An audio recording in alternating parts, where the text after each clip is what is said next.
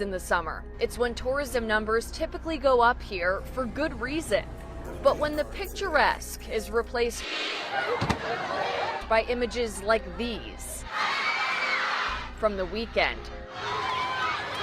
crime numbers near an all-time high in the Loop, for some, this great summer city loses its luster. Chicago is a major city filled with diverse and sprawling neighborhoods. Many of the neighborhoods on this list have made significant contributions to the culture and identity of Chicago. However, these neighborhoods have consistently ranked as being the most dangerous in Chicago and some of the worst areas in the entire country. Therefore, when looking to buy or rent, it's always best to research the area to make sure you don't end up in one of the most dangerous parts of Chicago.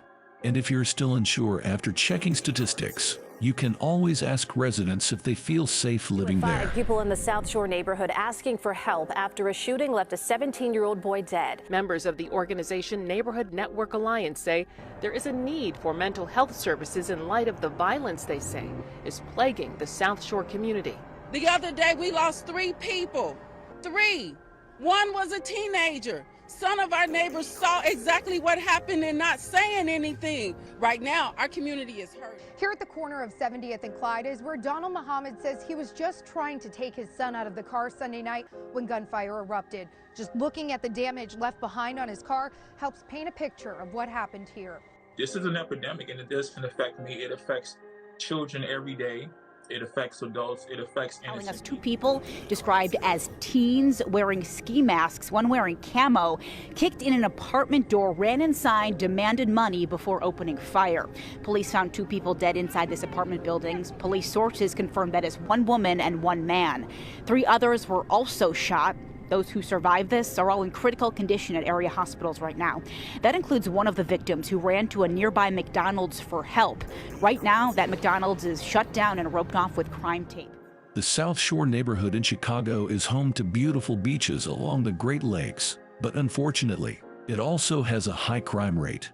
With a population of 54,000, South Shore's overall crime rate is 7,573 crimes per 100,000 people, meaning the chances of becoming a victim of any type of crime are 1 in 13. The violent crime rate is 2,454 per 100,000 people, with robbery and assault being common crimes. Unfortunately, murder and gun violence rates are much higher than the national average. The property crime rate is 5,120 incidents per 100,000 people, making the chance of being a victim of property crime 1 in 20. While South Shore has many great features, it is important to be aware of the neighborhood's crime statistics and take necessary precautions to stay safe. At number 9, we have Riverdale. And remember, the city of Chicago does not allow gun stores, which helps explain why ATF analysts found suburbs that ring the city, including Lyons, Oak Forest, Riverdale, Melrose Park, and Gary, Indiana, are the top local sources of guns later used in crime. Riverdale is a neighborhood in Chicago that has a reputation for being one of the most dangerous places to live in the city. With a population of around 13,000 people, it has a crime rate of 7,682 per 100,000 individuals. The violent crime rate is extremely high, with residents having a 1 in 39 chance of becoming a victim. The prevalence of property crime is also a major concern, with 4,743 incidents per 100,000 people, translating to a 1 in 22 chance of becoming a victim. Riverdale's location on the far south end of Chicago makes it a challenging place to live for those who value safety and security. At number 8, we have West Englewood. Right now, police in Englewood are searching for clues in a shooting that left a 27-year-old man dead. It happened just after 9:30 last night in a grocery store parking lot near 71st and Ashland. Witnesses say the offender shot the victim several times as he was loading packages into his car. You can see the bullets shattered the windows. The shooter then ran from the scene. So far, there is no clear motive for this shooting. Only about a 10-minute walk, and if that doesn't strike you, what will is the aftermath. What we saw at that shooting scene, at least a dozen bullet holes in one car. Oh my God! screams from a loved one in anguish as she sees the evidence of this brutal double murder. We counted 14 bullet holes in this car at a West Englewood gas station, some in the frame, most bullets fired in the passenger side window. West Englewood has a reputation for being one of Chicago's most dangerous neighborhoods due to its high crime rates. With a crime rate of 9,551 crimes per 100,000 people, it is twice the Chicago average. The violent crime rate in West Englewood is also very high at 2,773 violent crimes per 100,000 people, with a 1 in 37 chance of becoming a victim. Property crimes are also prevalent, with a rate of 6,778 incidents per 100,000 people, giving residents a 1 in 15 chance of being a victim of a property crime. Burglary, assault, and robbery are common crimes in West Englewood, and it is recommended to avoid traveling alone at night. Number 7. We have Grand Crossing. Looking for the person who shot and killed a dog in Greater Grand Crossing. It happened just before 10 last night at 68th and Prairie. You can see forensics teams documenting evidence like the bullet on the ground there. Investigators found the dog shot in a gated area. The animal died there. Security officers were also talking with police after a shooting overnight in the Grand Crossing neighborhood. Yeah, this happened at 71st and King Drive. It was just before midnight. We don't have a lot of information about the victims at this point, but here's what we do know about this shooting. This is video of the initial shooting scene. It all started here. Police say 2 men were shot multiple times. One was taken to the University of Chicago Medical Center and died. Police say the other man drove himself to the hospital, but on the way, he crashed into another car at Garfield and Wentworth, just off the Dan Ryan, and he later died at the hospital. The man and woman in the other car were taken to the hospital. They are expected to be okay. Right now, no one is in custody. It's clear that Grand Crossing is one of Chicago's most dangerous neighborhoods, with a crime rate 317% higher than the national average. Violent crime, particularly gun violence, is a significant problem, with residents reporting hearing gunshots at night. Property crime is also a concern, with a 1 in 18 chance of becoming a victim. Anyone living or visiting Grand Crossing should take precautions to stay safe, including avoiding traveling alone at night and staying aware of their surroundings. At number 6, we have North Lawndale. I mean, the neighborhood is beautiful. I mean, you can sleep outside on your porches if you want to. It was beautiful. Now you got to go and hide. Your kids can't come outside and play. I got grandkids. My kids, I don't even let my kids out here. Where gunfire wounded 8, killing 1. That's it. That's it. That was it, baby. That's it. Yep. Just like that. That is how it sounded early Sunday morning when the gunfire woke up the residents. CPD on the scene in the initial moments after the police-involved shooting on the 2100 block of South St. Louis. The man shot by police identified by family members as Javante Kindred, who was rushed to Mount Sinai Hospital after the incident with life-threatening injuries. They say he had a gun, but he showed that he didn't have a gun. So he started running, but, he stopped, he surrendered, and you shoot him. Then he falls to the ground, you stand over him, and you shoot him again. Property crime in North Lawndale is also prevalent, with 7,603 incidents per 100,000 people. This means that residents have a 1 in 13 chance of becoming a victim of property crime. Burglary and theft are the most common types of property crimes in North Lawndale. Overall, it's important for residents and visitors to exercise caution when in this neighborhood, especially at night or in less populated areas. At number 5, we have Englewood. Breaking overnight, 2 people are injured after a shooting in Englewood. It happened last night just after 7 o'clock. Chicago police say officers were driving near 59th and Halsted when they saw 3 people get out of a Toyota Corolla and shoot into an SUV. A police officer fired at the offenders, but they escaped. 2 victims inside that SUV, including a 17-year-old boy, were shot and taken to the University of Chicago hospital. Breaking tonight, a mass shooting on the south side leaves 2 people dead and 3 others wounded. The shooting happened in the Englewood neighborhood near 61st Place in South Union, with dozens of shots fired and the suspects still at large. In 2022, the overall crime rate in Englewood was 13,657 incidents per 100,000 people. making it one of the most dangerous areas in Chicago. Residents have a 1 in 7 chance of becoming a victim of any type of crime. The violent crime rate in Englewood was 3,627 incidents per 100,000 people, making the chances of becoming a victim of a violent crime 1 in 28. The property crime rate was 10,030 incidents per 100,000 people, meaning residents have a 1 in 10 chance of becoming a victim of a property crime. Englewood has struggled with crime and violence for years, but community leaders and residents are working to make positive changes to improve safety and security in the neighborhood. At number 4, we have East Garfield Park. Skycam 9 was over Bernard Berry's West Side home Monday as a SWAT team closed in. You can see the 75-year-old on the porch unraveling what looks to be a tube for an oxygen tank. Later, you see Berry sitting on the steps moments before he's arrested. Overkill for a 75-year-old? Turns out the septuagenarian has a lengthy criminal history, including previous convictions for murder.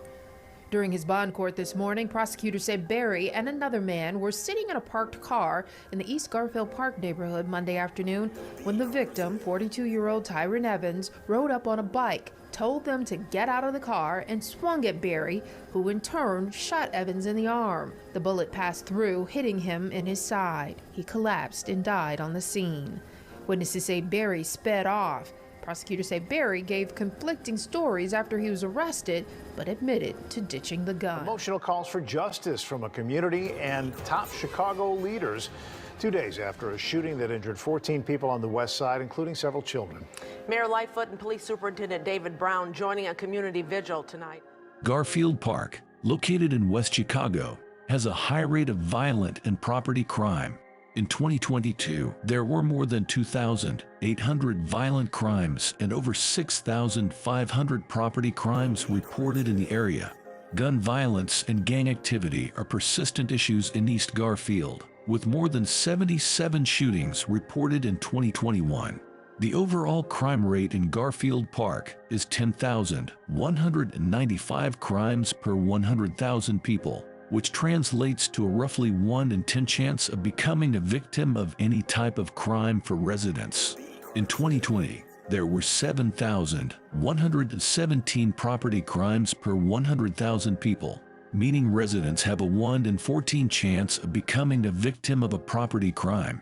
Meanwhile, the rate of violent crimes in the same year was 3,078 per 100,000 people, indicating a 1 in 33 chance of becoming a victim of a violent crime. Number 3, we have Austin. Developing a 22-year-old woman dead after being shot at a gas station in the city's Austin neighborhood this afternoon. It happened a little bit after 3:30 near the corner of Madison and Cicero.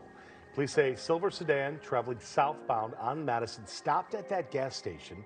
Then a passenger got out and just started shooting multiple rounds at the woman, striking her in the head and the leg.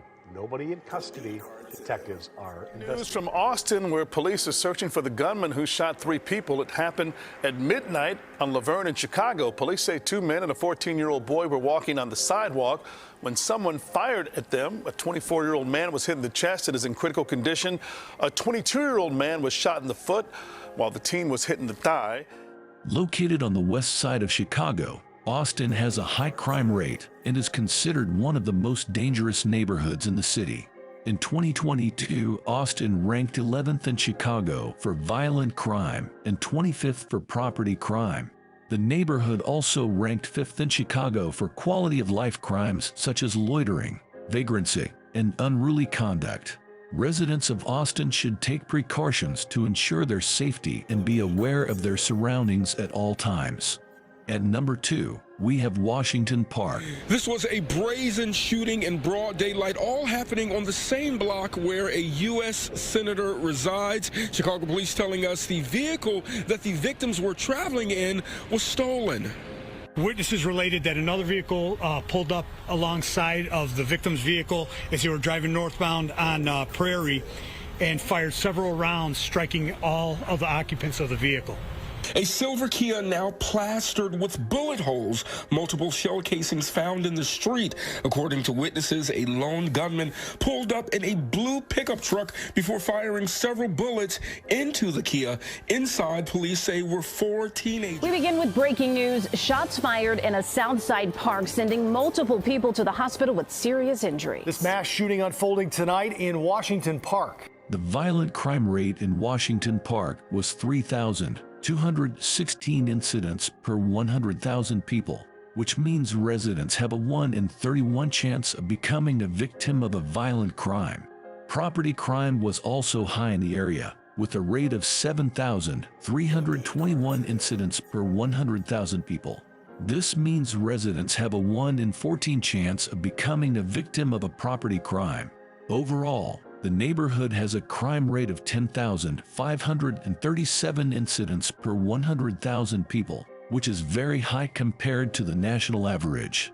At number 1, we have West Garfield Park. We begin with breaking news on a story we first brought you earlier tonight. 3 people have now died following a shooting in West Garfield Park that also injured a 4th person.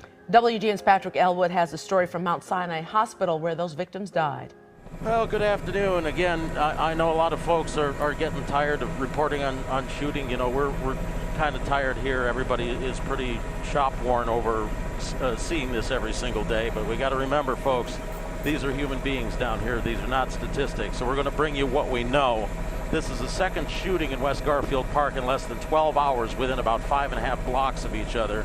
About 2 o'clock this afternoon, 4 men were shot here, ranging in age from 39 to 17. This is a 4400 block of West Gladys in West Garfield Park. The most dangerous neighborhood in Chicago is West Garfield Park.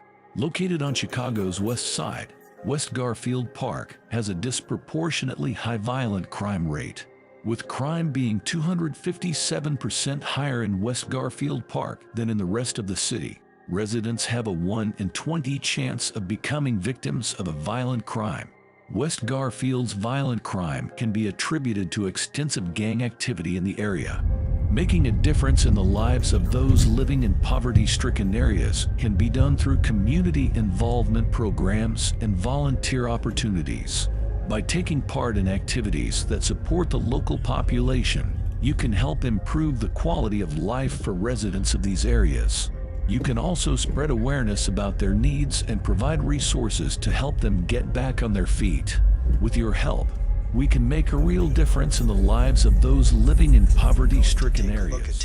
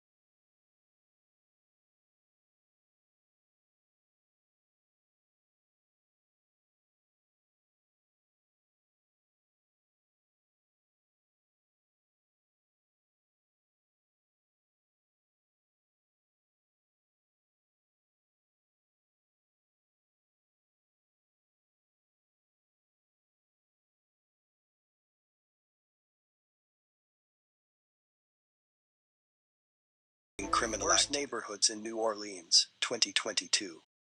93 murders have taken place in New Orleans between the beginning of 2022 through the month of April.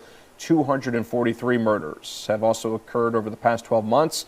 Asher says that the city likely had the highest murder rates in the nation. The people that were committing armed robberies didn't have their usual prey available because people weren't on foot. So they shifted to cars. He says homicides are also up with 77 so far this year. That's a 51% increase since last year. But those numbers have been climbing since 2019 when New Orleans saw the lowest murder total in nearly 50 years. Sean Ferguson gave an update on the crime here in New Orleans, and the numbers show there's been little to no improvement. Many say it has a lot to do with burnout and low morale in the NOPD. 24 people shot in just 4 days. And yes, you heard that correctly, 24. And that is just in the city of New Orleans. 7 people total dead, and 4 of those deaths were in Algiers over the weekend. Now, last night during the show, we talked a little bit about our crime issue. Today we are going to take a look at the city of New Orleans, which has a history of violence and crime. The crime rates are higher than the average in Louisiana. There are many reasons for this, but it is clear that the high levels of poverty play a major role. It is not just about poverty, it is about race as well. The city of New Orleans has always been known for its racial divide and the way that it has affected the population. The economy is also a contributing factor to crime rates in New Orleans. There are many jobs available, but not enough people to fill them, which leads to high unemployment rates and poverty levels. This leaves many people without hope for their future and looking for ways to make money illegally. Hines Village, New Orleans. So I just spoke with the New Orleans Police Department. They say that around 10 a.m. they got a call about a man being shot multiple times. They found him dead right here on the scene. They say they have no suspects at this hour. The NOPD is investigating the shooting of a woman near the Lakefront Airport tonight. Police got the call of shots fired around 6:40 this evening. This happened in the 5900 block of Babylon Street. The woman was taken to the hospital at this hour. Her condition is unknown.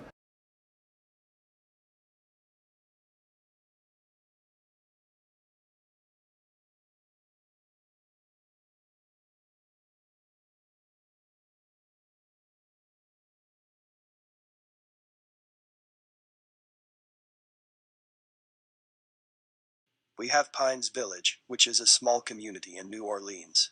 It has been plagued by crime for years. The police have been unable to stop the crime wave that has plagued the community. The residents of Pines Village are tired of living in fear and want to see change. They have decided to take matters into their own hands by trying to combat the crime problem. St. Claude, New Orleans. New Orleans police are trying to find the suspect behind a murder. This was in the St. Claude neighborhood. It happened just before 9:30 last night near the intersection of Gallier Street and North Robertson.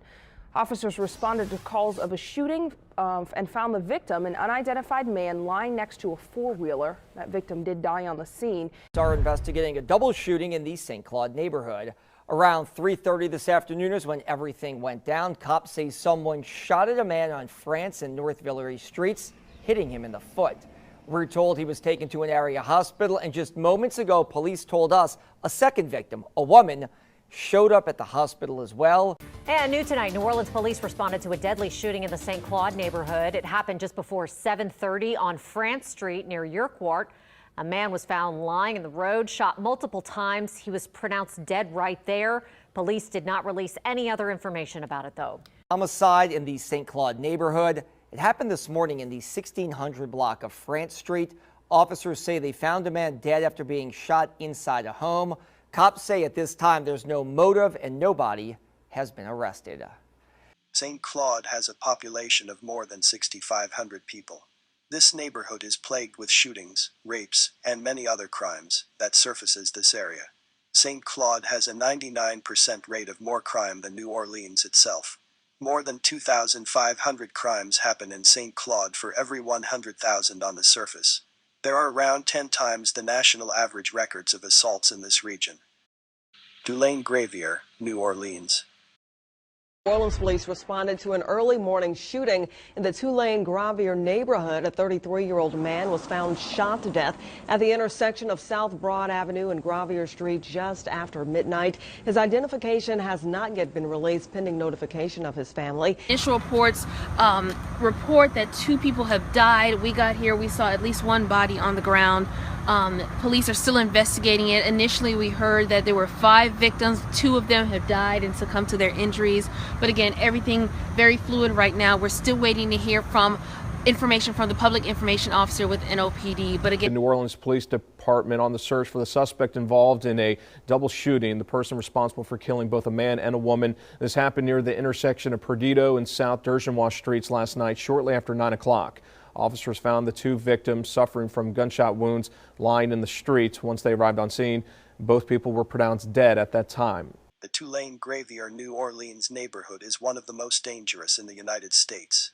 It is located on the border of New Orleans and neighboring Algiers, Louisiana. The neighborhood has been plagued by crime and violence for decades, with a high number of murders per capita. The area also has a high number of shootings and robberies per capita, as well as an unemployment rate that is nearly twice as high as the national average. The neighborhood was originally developed as an industrial area, but it became more residential after Hurricane Katrina hit New Orleans in 2005. Cental City, New Orleans. New Orleans Police Department investigating a double shooting from Central City. This happened shortly after 7 o'clock last night near the intersection of South Dergenvois and Earhart Boulevard. Police say a man and woman were both shot and then taken to an area hospital for firing. Bullets came through here and went through my wall. There's a hole there, a hole here, holes behind the sofa. It sounded like a war zone. A war zone, high-powered machine guns on 7th and Saratoga in this city. Carolina Gallup has 2 bullet holes in front of her home, 3 in her SUV, and at least 2 holes in her metal fence. Right now, 1 person's in custody in connection with a murder in Central City. New Orleans police say a man was shot and killed in the 1200 block of Reverend John Raphael Way earlier this morning. They say the suspect tried running away, but they were able to arrest him on Magnolia Street. It's after one of the city's most high-profile murders. Federal investigators say police arrested the wrong guy.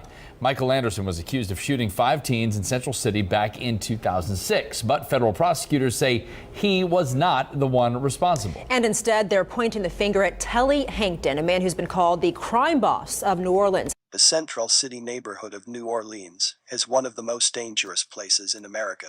The crime rate is high, and there are many abandoned buildings that have been left to rot. The Central City of New Orleans is so dangerous because it has been neglected for decades and people have moved out to other parts of the country. St. Roch, New Orleans. Police also investigating a separate shooting that took place just hours earlier. NOPD says this incident happened in the St. Roch area around 5:15 yesterday evening. They say a man had been shot near St. Roch in North Miro. He's now in the hospital. No word on his condition as of this morning. It's a crime scene that stretches 3 blocks along St. Roch Avenue in the St. Roch neighborhood of New Orleans. A triple shooting, leaving 1 man dead and 2 others injured. It happened late Wednesday afternoon when police were called to a shooting. That's when they found 2 men shot near the intersection of St. Roch and Peace Court. A block over, 1 man was dead on North Rocheblave. Neighbors and family members we spoke with did not want to go on camera, but say 2 of the men were cousins. Charles Williams is accused of 6 separate shooting incidents, killing 1 person, and he's accused of 2 armed carjackings and 2 armed robberies back in April. Continue to follow breaking news of a triple shooting in New Orleans East. The NOPD reports that 3 people were shot this morning on Elysian Fields near the I-610. Now, the Eyewitness News is on the scene right now. This is a live look there where you can see the investigation appears to be centered in the parking lot of a Burger King there in the area. St. Roch has been called the most dangerous neighborhood in America. The neighborhood has a high crime rate and the number of murders that have occurred there are staggering. St. Roch was built on top of an old cemetery, which means that it's full of ghosts and spirits. Desire, New Orleans.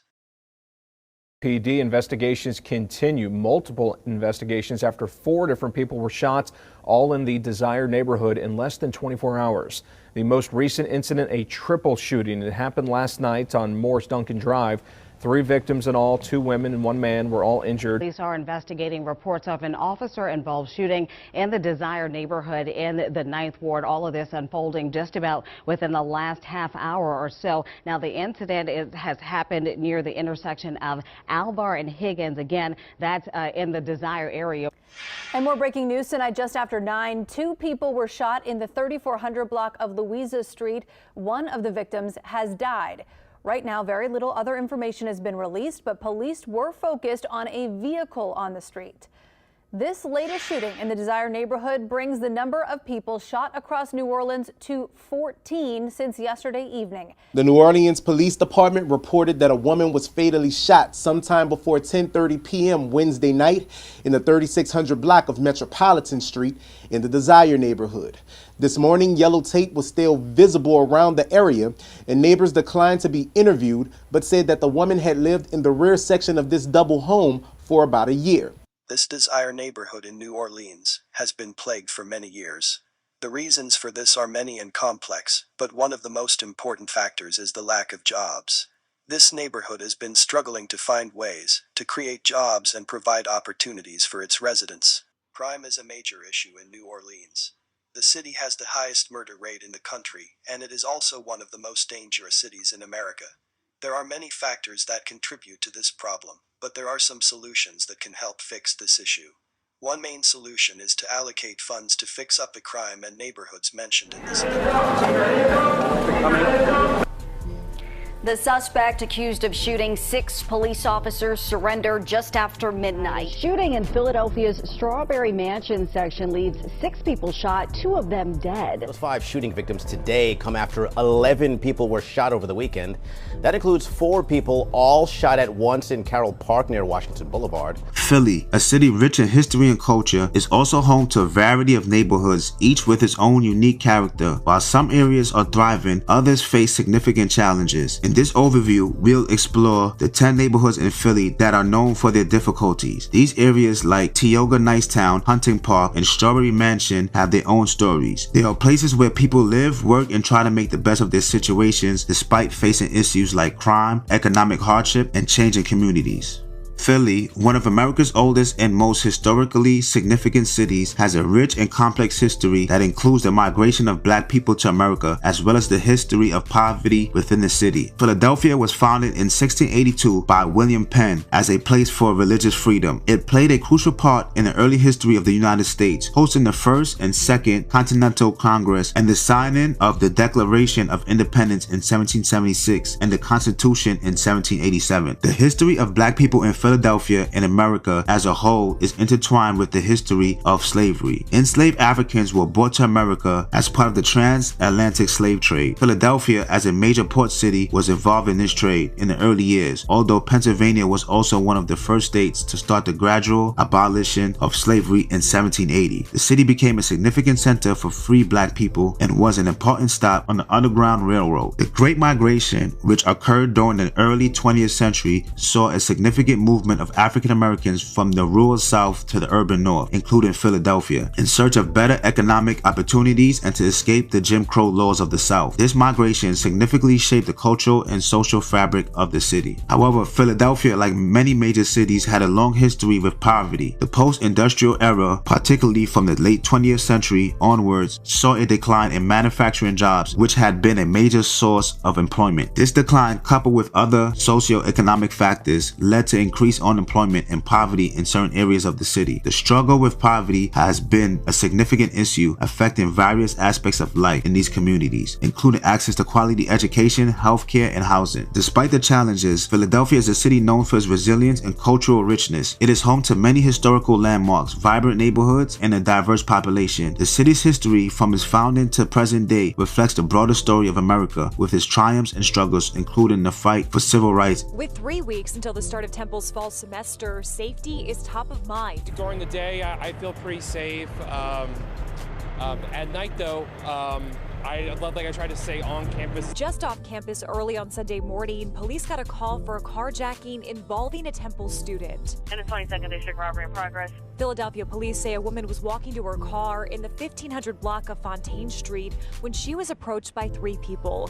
They grabbed her by the neck and pinned her against the vehicle. She was able to get away from them, but police say they got away in her. Philadelphia police are searching for right now. He's wanted for robbing 2 Temple University students and a 3rd person at gunpoint. North Central is a part of Philadelphia that's right in the middle of the northern part of the city. About over 21,800 people live there. The people in North Central make around 25,000 every year on average. Compared to other cities in Pennsylvania, North Central is a bit safer, but it's still got its challenges. Even though it's not known for one of the best neighborhoods in Philadelphia, North Central has some cool things about it. One part of Temple University, a big college, is right there in the neighborhood. It's also close to another school called Girard College. But there are some things about living in North Central. Not everyone has a job. The unemployment rate is 7.9%. That means out of every 100 people who want to work, about 8 can't find a job. And even though there are some famous schools nearby, the local public schools have some problems they're trying to fix. Houses and crimes are big issues in North Central. It's actually ranked the 16th most dangerous neighborhood in Philadelphia by Road Snacks. They say you have a 1 in 13 chance of being in a violent crime there. Shooting in Frankfurt leaves 1 woman dead, and police say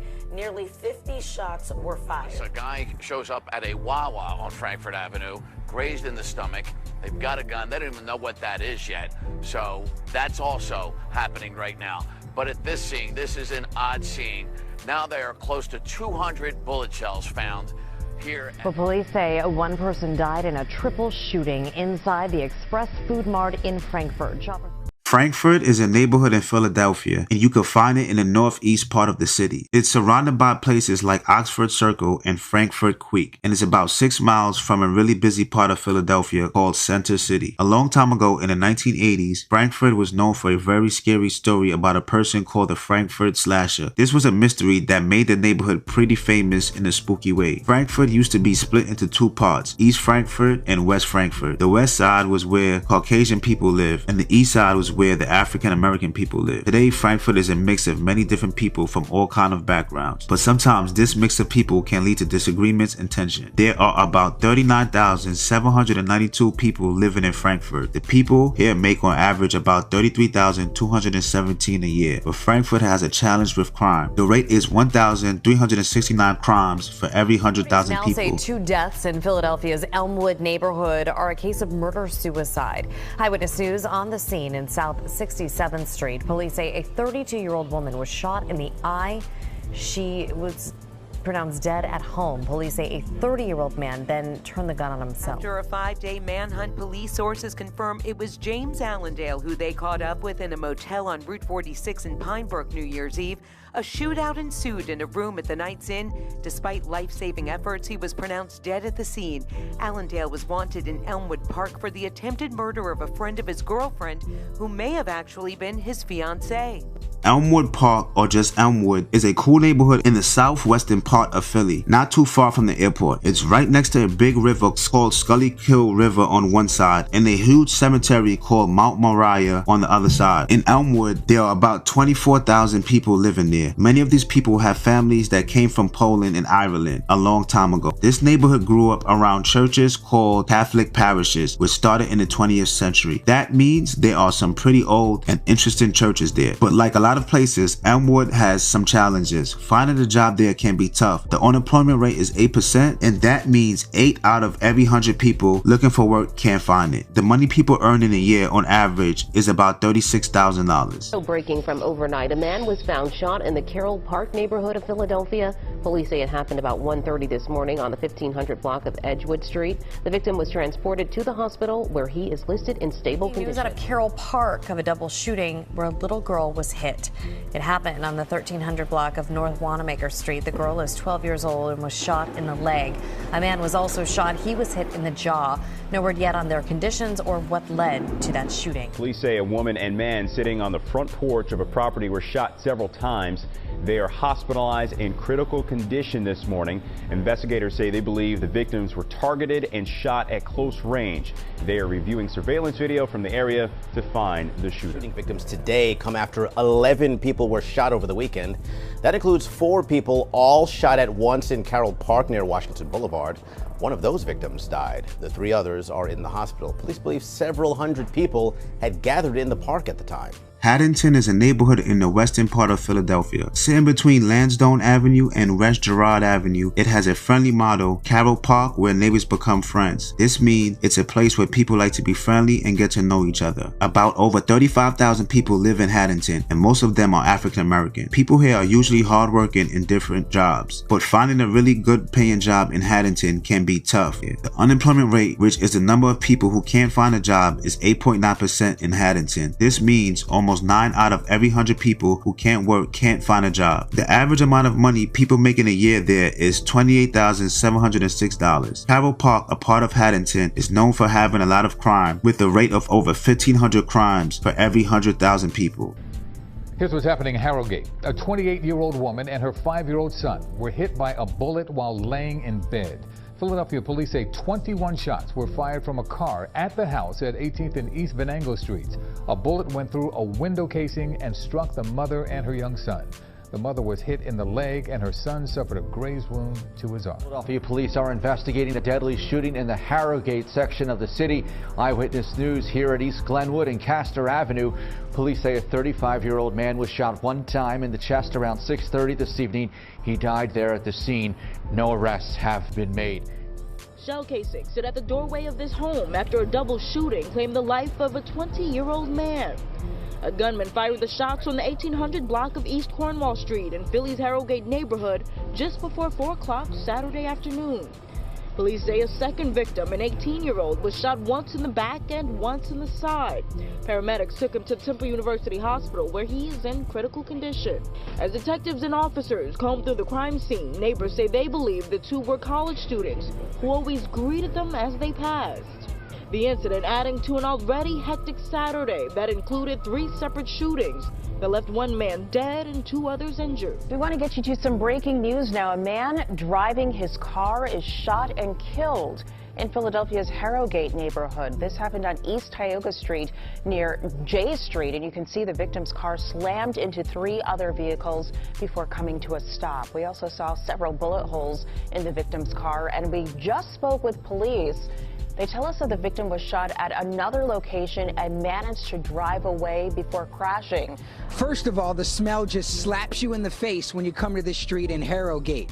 You name it, it's been dumped here. Check it out behind me. You can see tires, you can see a baby car seat, mattresses. It's all here. Neighborhood groups are desperate for help. It smells putrid. It's not something you would want to walk down the street and smell. It's inhabitable. Harrogate is a neighborhood in Philadelphia, and people often call this part of the city North Philly. It's known for being a place where many Puerto Ricans live. Something really sad happened in Harrogate recently. A teenager was accidentally hurt during a shooting. This neighborhood is also known for something surprising. A lot of painkillers are used here. About over 17,000 people live here in Harrogate. Finding a job here can be hard. The unemployment rate is 13.6%, which means more than 13 people out of 100 who want a job can't find one. The people who do work usually earn about $23,871 a year. There's also quite a bit of crime, with a rate of over 1,700 crimes for every 100,000 people. Shot in North Philadelphia. It happened just before 11:15 last night. Police say the victims were at the 32nd Street pub on West Allegheny Avenue. They left the bar and were heading back to their car when investigators say a black pickup truck pulled up. Several shooters got out of the truck and opened fire. The man was shot in the neck. The woman was shot in the leg. Both have been stabilized at the hospital. Allegheny West is a neighborhood at the end of Philadelphia and is known for being one of the 3 most violent areas in the city. Most people living here are African American and face a lot of challenges. Once upon a time, this area was buzzing with factories and jobs, but then something called post-industrial decline happened. This means that after the factories closed, people started moving away, and it wasn't much money to make the neighborhood nice again. Between 1990 and 2000, a lot of people left. The houses in Allegheny West aren't expensive. They costs about $26,000 on average. But because there's a lot of crime, with a rate of over 2,400 crimes for every 100,000 people, not many people want to move there. Also, finding a job can be very hard. The unemployment rate is 7.9%, which means almost 8 out of 100 people looking for work can't find it. People who do have jobs make around $25,196 a year. Tonight, Philadelphia police say at least 4 people were shot in the Fair Hill section of the city. Chopper 3 over the 2700 block of North Darien Street. Good morning, Jen. That SWAT officer was shot in the chest while serving an arrest warrant for a drug suspect. Thankfully, the bullet did not penetrate his vest. He was transported to Temple University Hospital where he was evaluated and then released. It all went down at a row home on 2nd and Lehigh. That's in the Fair Hill section of Philadelphia.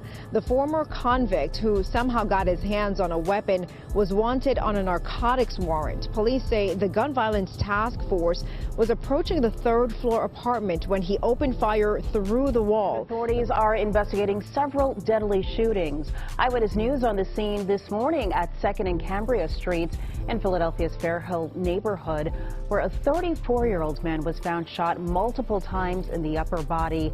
He was pronounced dead at Temple University Hospital. So far, police have not made any arrests. Police say a drive-by shooting likely claimed the life of a 17-year-old. The shooting happened at about 10:30 Thursday night at 2nd and Allegheny in Fair Hill. When they got there, they found him unresponsive in between 2 parked cars. He was hit multiple times in the torso and was rushed to Temple University Hospital, where he was pronounced dead just after 11. Fair Hill is a neighborhood in Philadelphia that's really easy to spot because it has long rows of houses all lined up. About over 27,000 people live there. What's interesting is that only 20% of the people who live in Fair Hill actually own their homes. This neighborhood is a special place for Philadelphia's Hispanic community, and it's also part of an area known as the Philly Badlands. Fair Hill is also known for some tough stuff. There's a lot of crime, many people don't have much money, and some people there use drugs. There's even a corner at Indiana Avenue and 3rd Street that's known as the 2nd most dangerous drug corner in the city. The families in Fair Hill usually make about $15,000 a year, which is not very much. In fact, 61% of the people living there don't have enough money for a lot of things they need, which is 5 times more than the average for the whole country. Jazz, as more children continue to be rushed to hospitals suffering from gunshot wounds, the police commissioner says officers aren't even safe on Philadelphia streets. I just heard a bunch of shots fired, and after I got up off the ground, I kind of looked, around the back of the car, and I just seen a bunch of people scattering. As you mentioned, police say 2 men were shot and killed, and 4 people are recovering in the hospital. Now, we spoke to residents who say it's a shame, but they're not surprised by this early morning crime and what was left behind. Take a look. You can see at least 10 bullet holes remain on this house on the 2400 block of Myrtlewood Street in Strawberry Mansion. Police responded to the scene just before 1 in the morning and found several victims who were shot. Investigators believe the house was operating as an illegal speakeasy, and the shooter fired through the front door and the window from the street. Police say a 53-year-old man died at the house, while a 41-year-old man passed away at the hospital. Is on for 3 men in a deadly shooting in Strawberry Mansion. Police responding around 1:45 this morning on North 32nd Street. Investigators say they found a man in his 20s in the driver's seat of a Hyundai Sonata with multiple gunshot wounds. He was pronounced dead at the scene. Police say the shooter walked into the store, waited in line, and then shot into the cashier booth where the 34-year-old victim was working. There was no robbery. Police are trying to figure out the motive. No one has been arrested. Here at home, 3 teenagers are recovering after being shot in Philadelphia's Strawberry Mansion section. It happened just after midnight at Haggard and North 25th. Police say a 14-year-old girl was shot in the hand. A 16-year-old girl and 14-year-old boy were both shot in the leg. All 3 are stable this morning. Good evening. Considered one of the most dangerous schools in America, switchblades and fistfights a daily concern, Philadelphia's Strawberry Mansion High School was on the brink of closure with the clock ticking. Overnight, a shooting in Philadelphia's Strawberry Mansion section leaves 6 people shot, 2 of them dead. The shooting happened on North Myrtlewood Street around 1:30 this morning. Last night, 7 people were shot, 5 teenagers, a 2-year-old girl, and her mother. 3 people jumped out of a car and began firing. It lasted 19 seconds. The shooting happened about a block from the Blaine School on the 3100 block of West Norris. Now, Keith, we know 2 of these 7 victims are here at Children's Hospital. And as of tonight, police say it's too early to tell, but they are looking into the determination if this shooting was done out of retaliation. All this needs to stop. So far, it hasn't. Multiple shootings have happened this week in Philadelphia. 2 of them ended with teenagers in the hospital.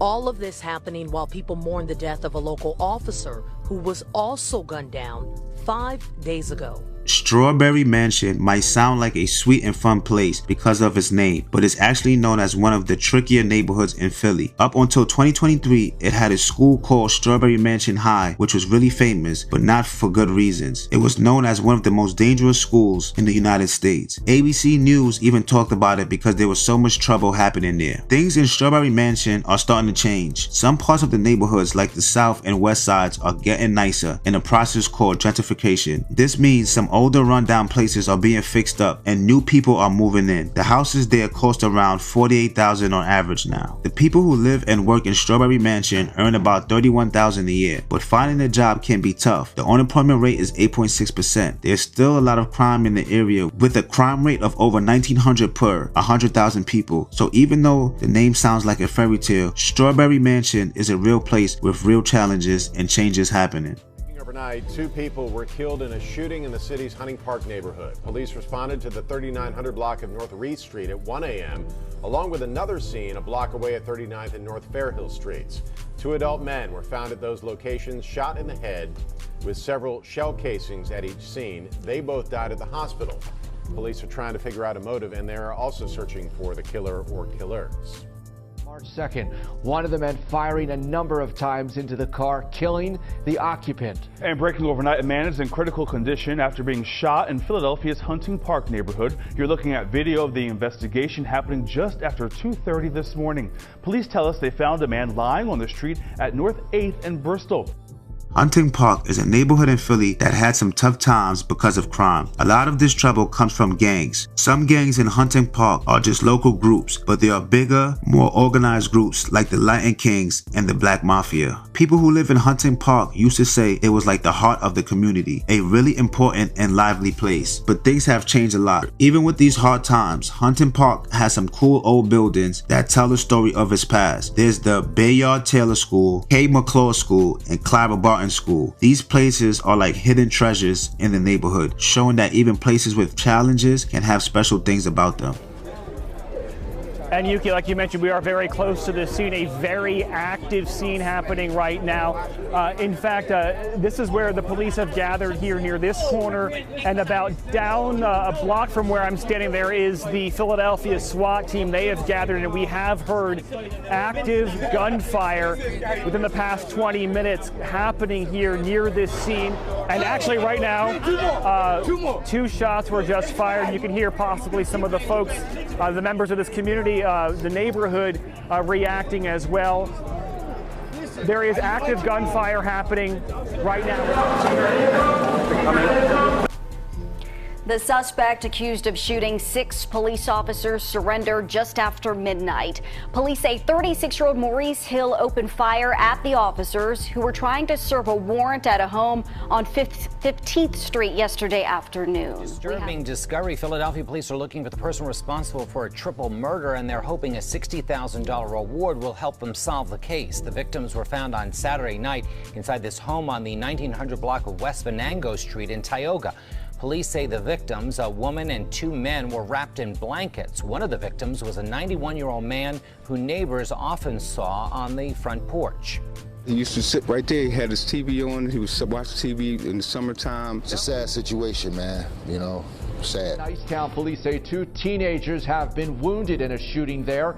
Investigators say the 2 16-year-olds were shot on St. Paul Street. An arrest has been made in this double shooting. Inside of a Philadelphia grocery store leaves 1 man dead and a woman seriously injured. It happened at the Roman Corner store on Butler Street in Nicetown, Tioga around 5:30 tonight. Police say surveillance video captured a gunman walking up to a 28-year-old man and shooting him. The man died inside the store. A 53-year-old woman was hit by a stray bullet. She is in critical condition, but is expected to survive. I didn't cry so much, I can't even cry no more. In an interview you'll see only on Action News, the father of the 15-year-old gunned down on his way to school details the moments he learned he lost his son. Authorities say the sophomore at Simon Gratz High School Mastery Charter was blocks from the building when a fight with 3 other boys broke out. Now classmates are mourning, the family asking why. A man shot dead in Philadelphia's Tioga Nicetown section. He was found shot in the head on the 3700 block of Germantown Avenue around 2:30 this morning. But police have collected a big clue. They've retrieved surveillance video that they say shows the killing and 2 suspects fleeing. They also say they're talking to a witness. But so far, they're still looking for a motivation behind the violence. Other big story tonight, an FBI-involved shooting is under investigation. Agents were serving arrest and search warrants at a home in Tioga Nicetown when the shooting unfolded. Officials say a man was injured and rushed to the hospital.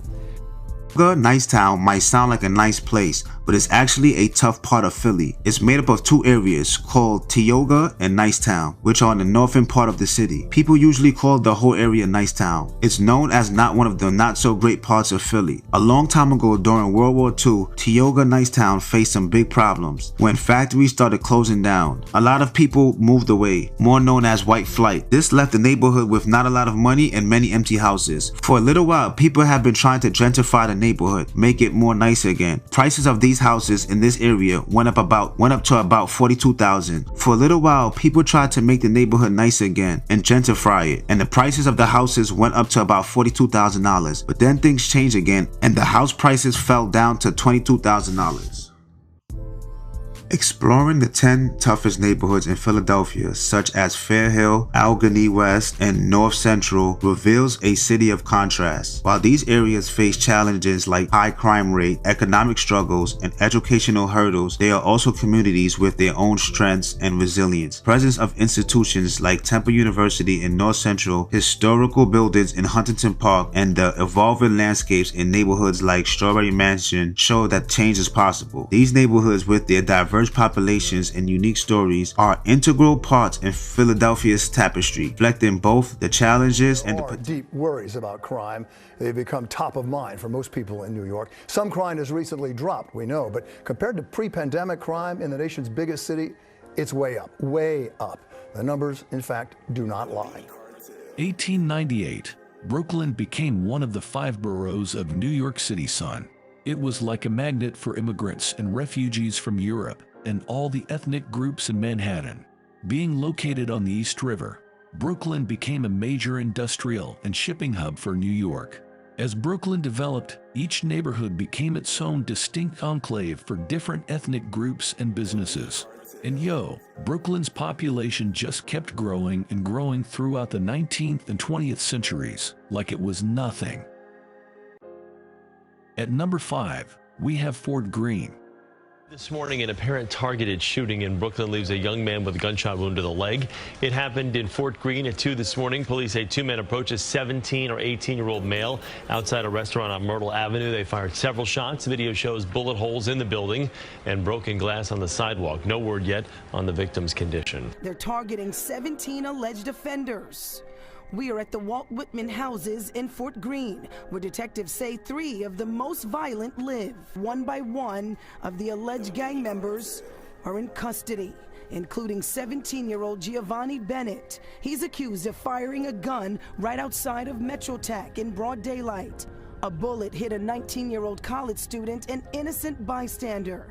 Police also arrested these 2 17-year-olds in connection to a mass shooting. 8 people shot. 1 died outside the Eleanor Roosevelt houses over the summer. These 3 that came this morning are the worst of the worst that we brought in.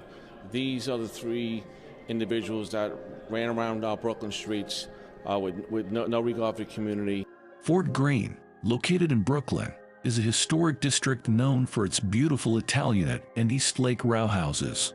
The Williams Savings Bank Tower, which stood tall for 80 years, was once the tallest building in Brooklyn. However, in recent years, Some of Fort Green's tree-lined neighborhoods have been replaced by high-rises and public housing developments. Fort Greene has had its share of economic struggles, particularly due to the home improvement loan scandals of the 1990s that led to many foreclosures. As a result, there is a disparity in socioeconomics among the population, with a large upper middle class and a large lower economic class. Despite this disparity, the population of Fort Greene is over 21,000. Furthermore, there is a significant disparity in home values, with costs on the rise. Unfortunately, this has caused some longtime residents to be priced out of their neighborhoods. At number 4, we have East New York. Police want to speak with potential witnesses to a gruesome murder in Brooklyn. The NYPD just released photos of 6 people they hope have information about the crime. Last month, the remains of 22-year-old Deasia Johnson were found inside an apartment in Cypress Hills.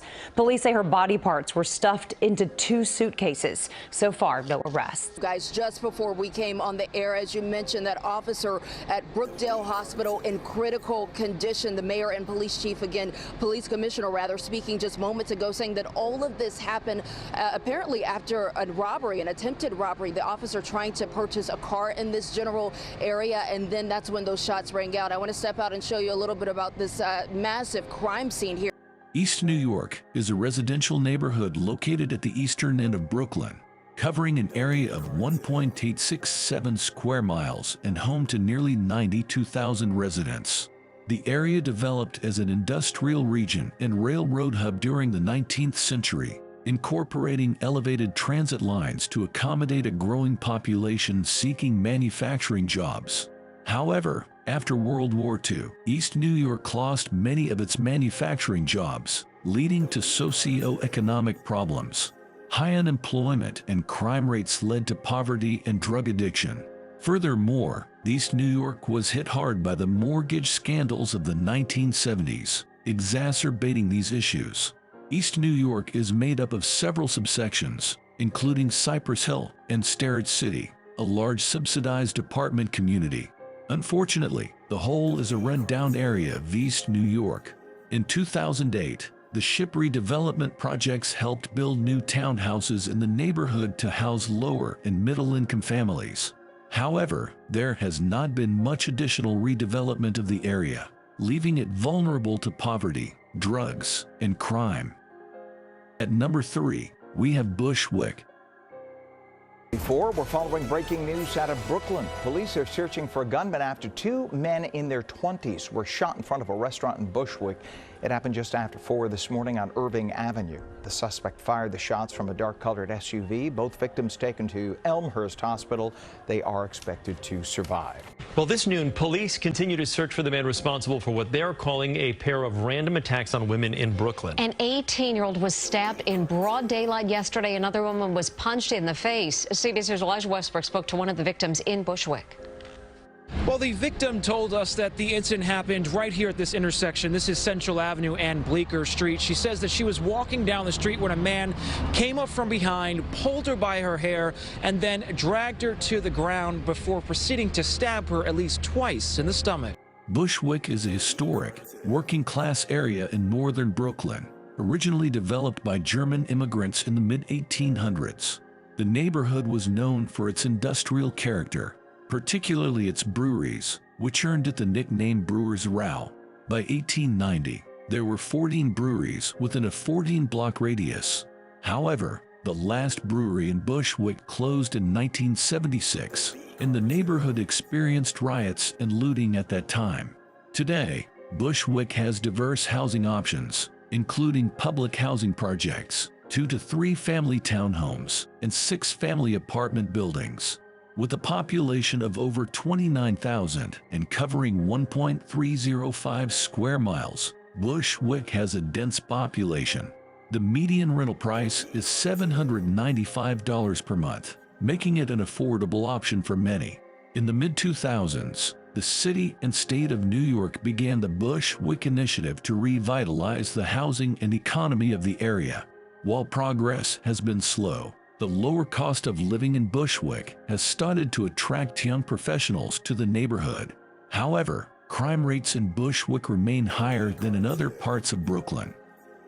At number 2, we have Bedford-Stuyvesant. And to the rising gun violence in New York City, the NYPD responding to multiple shootings overnight, including in Bed-Stuy, Brooklyn, where 8 people were shot, 4 men, 4 women. Police say it happened just before 12:30 this morning at a playground on DeKalb Avenue near Marcus Garvey Boulevard. All 8 victims are listed as stable at area hospitals. Police are looking for a group of women wanted for attacking and robbing a cab driver. Investigators say after the women were dropped off along Atlantic Avenue in Bed-Stuy, they threw some kind of chemical in the driver's eyes and stole $200 from him. The women are all believed to be in their 20s. The 47-year-old cab driver was taken to Interfaith Medical Center in stable condition. New tonight, a double shooting in Brooklyn sends 2 men to the hospital. Police tape surrounded a black SUV riddled with bullets on Fulton Street in Bed-Stuy. One man was shot in the hip around 7 this evening, the other in the ankle.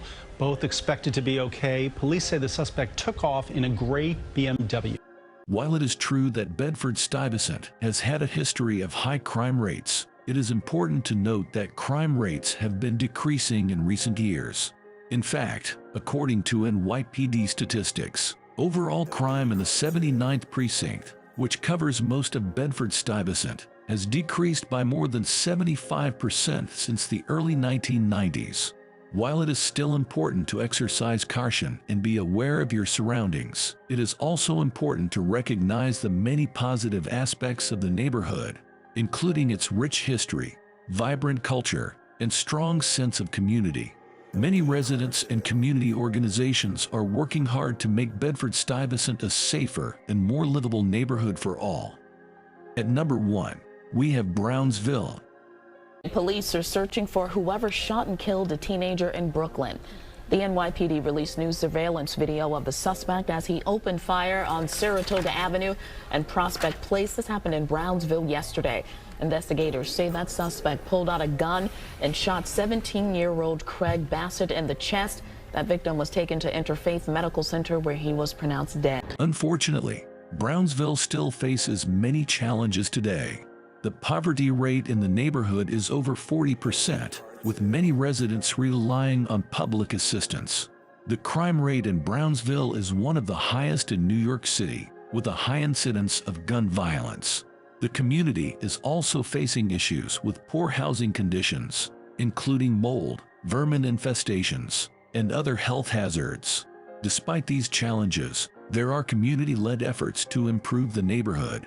Nonprofit organizations and community groups are working to provide job training, education, and other services to residents. Local artists and musicians are also working to create a cultural scene in Brownsville, with events and performances that showcase the talent of local residents. There are also plans for new affordable housing developments and other economic development initiatives in the neighborhood, aimed at creating opportunities and improving the quality of life for Brownsville residents. We hope this information has been informative, and please remember that safety should always be a top priority, regardless of where you live.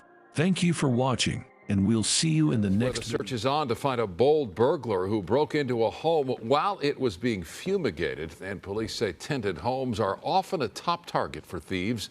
This crime unfolded early Monday morning at a home on 6th Avenue. Surveillance cameras.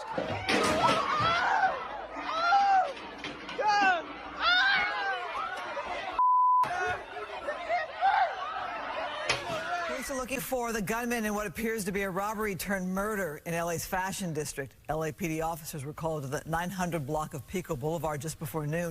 They found a man shot and killed. Family on scene telling Fox 11 he was a worker at a packing and shipping business. Just after 9 o'clock, there was a street fair here on Broadway. Hundreds of people were milling around when suddenly there was some type of confrontation, a fight.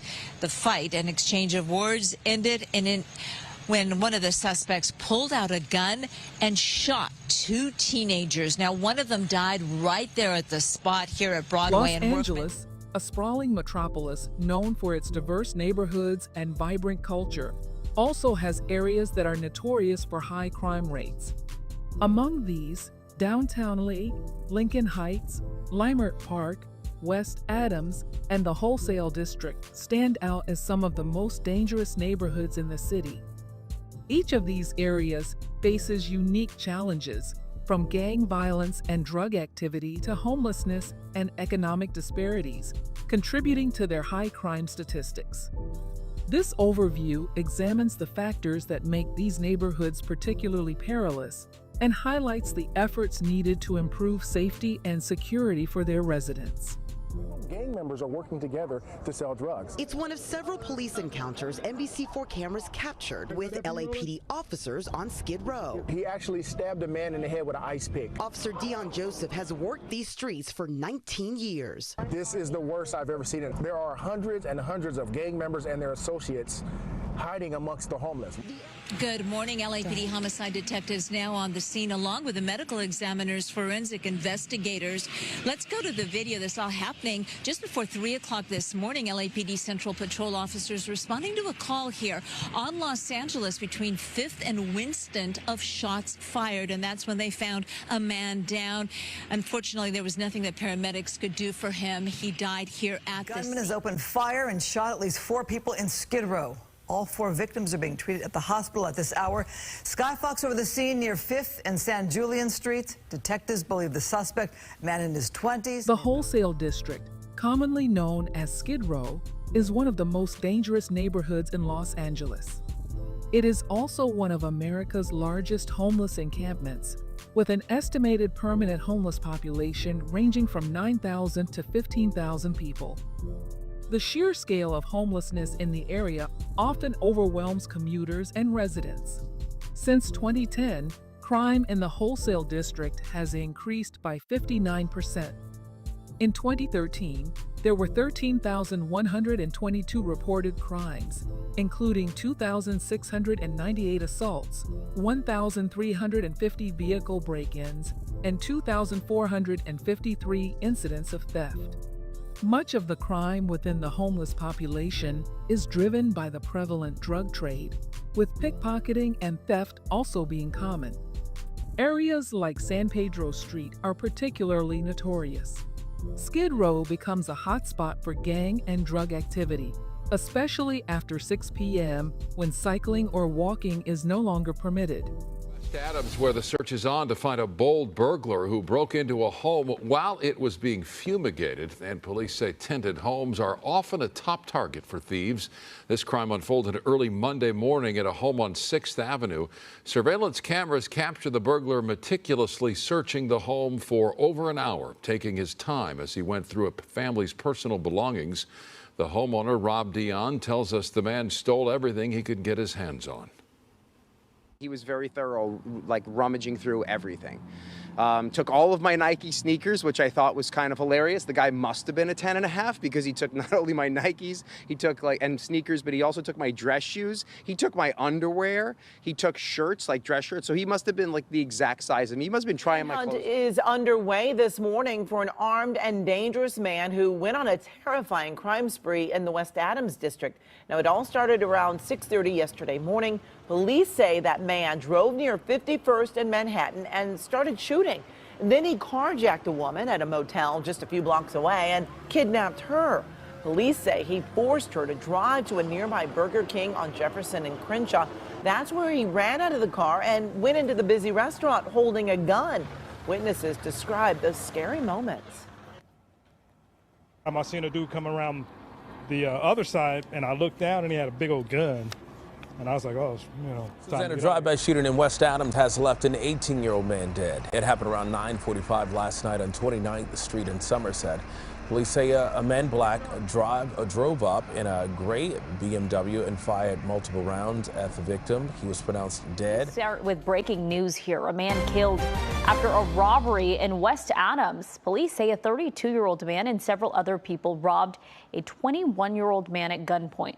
That man that got robbed then chased after the others and rammed their car into a light pole on Harcourt Drive. On Saturday night, several family members walked up to a growing memorial dedicated to Tony Garcia. They stood silent, holding each other. It's very devastating what we're going through right now. Joel Padilla says it's painful to see the flowers and photos outside the West Adams Metro Station. West Adams is another one of the most dangerous areas in Los Angeles. With a population of 11,961 and a crime rate of 6,811 per 100,000 people, residents have a 1 in 15 chance of becoming the victim of a crime. Much of the crime in West Adams is violent, stemming from gang and drug activity. Despite a strong police presence, residents often complain that the police cannot respond to the high number of criminal incidents simultaneously. In addition to gun violence, robbery, assault, and theft are common in West Adams. Walking at night is not advised due to these safety concerns. Many residents also express a lack of overall safety, even when using public transit in the area. This morning, one person is killed, another badly wounded in a shooting in Leimert Park. Here's what we know. The gunfire broke out around 1:30 this morning near the intersection of 43rd and Crenshaw. Officers arrived to find one person dead at the scene. The other was taken to the hospital in critical condition.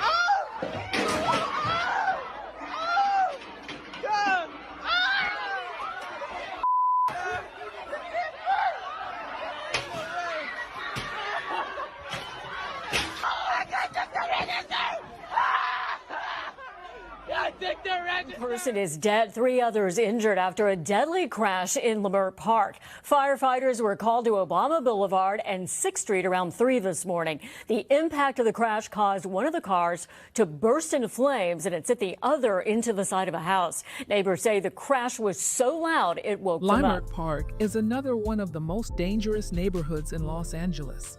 Located in South Los Angeles, Leimert Park is a residential area known for its Spanish colonial revival homes and tree-lined streets. It has a rich history and has been home to famous musicians such as Ella Fitzgerald and Ray Charles. Despite its cultural significance, Leimert Park has a high crime rate compared to the rest of the city and country.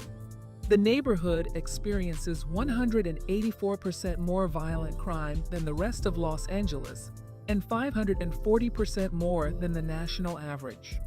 Property crime is 128% higher than the national average, giving residents a 1 in 14 chance of being the victim of a crime. Good morning, Brooke and Bob. Good morning, everyone. Some friends of the victims were here just a short while ago. They actually left candles at the site where one of the young men died, right here on the corner of Broadway and Workman. But let's take you back to last night. Just after 9 o'clock, there was a street fair here on Broadway. Hundreds of people were milling around when suddenly there was some type of confrontation, a fight. The fight, an exchange of words, ended when one of the suspects pulled out a gun and shot 2 teenagers. Now, one of them died right there at the spot here at Broadway and Workman. The second teenager, well, he made a run for it, but collapsed and died. There was nothing that paramedics could do to save the young men, both of them dying here at the scene. As for the shooter, well, he got away, and now police are searching for him. So LAPD got called here to the 7-Eleven on Mission Road in Lincoln Heights just after 4 a.m. this morning. When they arrived, they talked to the clerk. He reported that 2 men armed with guns came into his store and demanded cash. They both had masks on and quickly got violent with that clerk during the robbery. The clerk got a head wound during that fight, and the robbers, they got away with the cash register. They were last seen running out of the store and out of view down the street. Gunfire outside a rec center in Lincoln Heights this morning. Police are saying a man was riding his bike around 6:30 a.m. Police say that man was apparently riding his bike near Manitou and Daly when he was shot in the neck. He's now in critical condition. Lincoln Heights is another one of the most dangerous neighborhoods in Los Angeles. As one of LA's oldest neighborhoods, it features a rich history and culture and is home to about 40,000 residents. Located just north of downtown, Lincoln Heights boasts landmarks such as Lincoln Park, the Abraham Lincoln statue, and the Augustin Lara Monument. Despite its cultural significance, Lincoln Heights suffers from a high crime rate. The violent crime rate in Lincoln Heights is 246% higher than the rest of Los Angeles and 680% higher than the national average.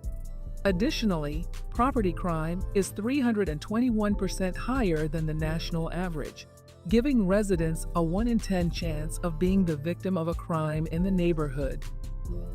A street vendor is stabbed overnight in downtown LA. It's part of what witnesses say is an ongoing turf war in the area. Police say the stabbing happened just before 2 a.m. This was near the intersection of South Figueroa Street and West Pico Boulevard. That's near Crypto.com Arena. Individuals like this that can shoot somebody, not in broad daylight, but in early evening in a crowded restaurant, I consider that individual to be armed and dangerous. Armed and dangerous, the commander says, and that's why he is the target. The shooter is of a manhunt that is growing through downtown. Well, good morning. We are in downtown Los Angeles, where they have set up a temporary command post to book all the people they've arrested, at least 24 in indictments that span up to 40 different people. Now, this is Operation Down the Rabbit Hole. It is an FBI LAPD task force assisted by multiple other law enforcement agencies. And this morning, simultaneously, they always do this, they executed dozens of federal search and arrest warrants. A stabbing in downtown in an area we're told is no stranger to crime. KCAL News assignment editor Mike Rogers now at the desk. So, Mike, what part of downtown is this? Yeah, Jeff, this is right at 7th and Figueroa. It's the same place where a person went into a Target, stabbed 2 people before he was shot by security. And police responded there again today. We'll show you some video from SkyCal a little bit after it happened. But busy shopping center, LAPD says a person was stabbed here right above the steps is where they say, right there under the awning. LAPD responded and was able to detain at least 1 person involved in this. And the victim was taken to the Police are looking for the gunman in what appears to be a robbery turned murder in LA's Fashion District. LAPD officers were called to the 900 block of Pico Boulevard just before noon. They found a man shot and killed. Family on scene telling Fox 11 he was a worker at a packing and shipping business. The most dangerous neighborhood in Los Angeles is downtown LA. Although it serves as the city's economic hub and financial center, it is also a hotspot for crime and illicit activity. According to FBI crime statistics, the violent crime rate in downtown Los Angeles is exceedingly high, making it 12 times more dangerous than the national average. When property crimes are included, the overall crime rate in downtown Los Angeles is 530% higher than the national average. In 2023, the LAPD reported 1,654 violent offenses in the area. Additionally, the murder rate reached an all-time high of 490 in 2018.